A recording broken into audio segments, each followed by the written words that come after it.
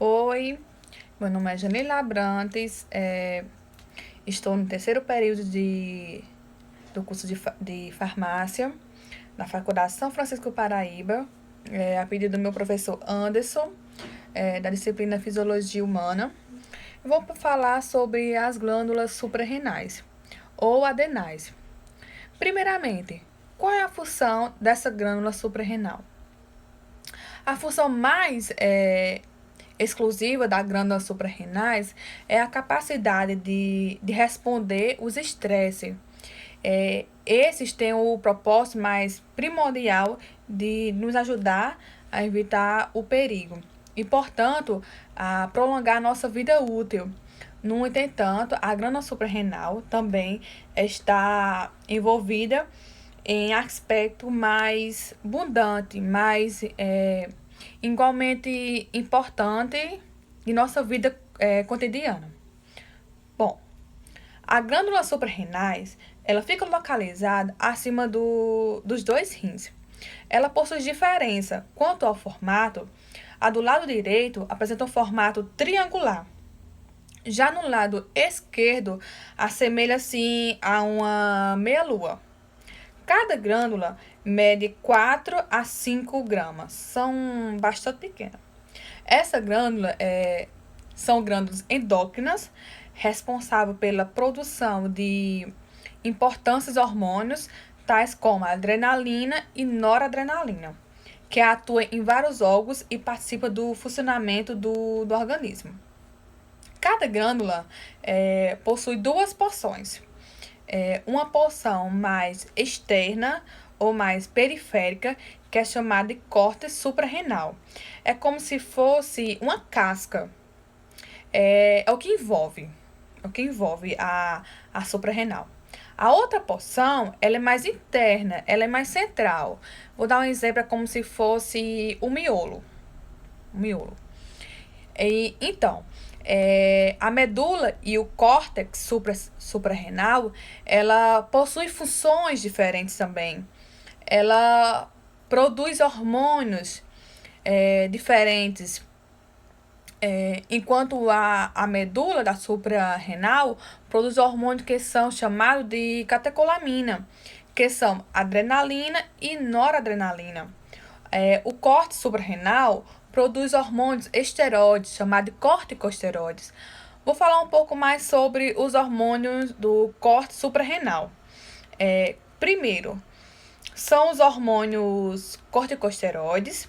Dentro desses hormônios, a gente tem os mineralocorticóides e os glicocorticóides e os esteroides sexuais. Todos eles produzidos dentro do córtex suprarrenal. O mineralocorticoide mais potente, secretado pelo córtex suprarrenal, e o aldosteronas, eles eliminam o nosso rins a reter sódio e água no organismo e elimina potássio pela urina.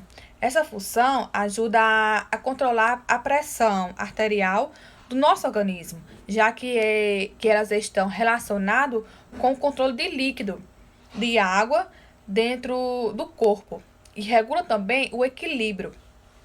A aldosterona, por sinal, faz parte de um sistema importante do controle da pressão arterial que temos no nosso organismo, que é chamado sistema renina-angiotensina-aldosterona.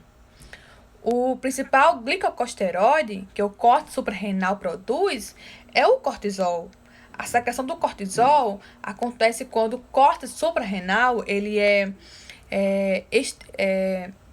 estimado por outro hormônio produzido lá pela demipófise, o hormônio chamado de ACTH. O cortisol tem várias funções no nosso corpo. Uma delas é estimular a produção de glicose a partir do aminoácido e do ácido lático. Eles colaboram para o aumento da concentração de glicose no nosso sangue. E ele também promove a lipólise, que é a quebra de gordura. O cortisol, ele tem um efeito anti-inflamatório e antialérgico, que é por isso que ele é usado de forma exógena. como medicamento. Já os esteroides sexuais secretados pelo córtex suprarrenal, eles são androgênios fracos que suplementam os esteroides sexuais secretados pela Golgi. Falamos então dos principais hormônios do córtex suprarrenal. Então agora eu vou falar das funções dos hormônios da medula suprarrenal. Como eu já falei, a medula suprarrenal secreta hormônios que são chamados de catecolamina, que são os hormônios adrenalina e noradrenalina. Os efeitos desses hormônios é que eles são semelhantes aos efeitos do sistema nervoso simpático. Os efeitos do sistema nervoso simpático são aqueles de luta e fuga.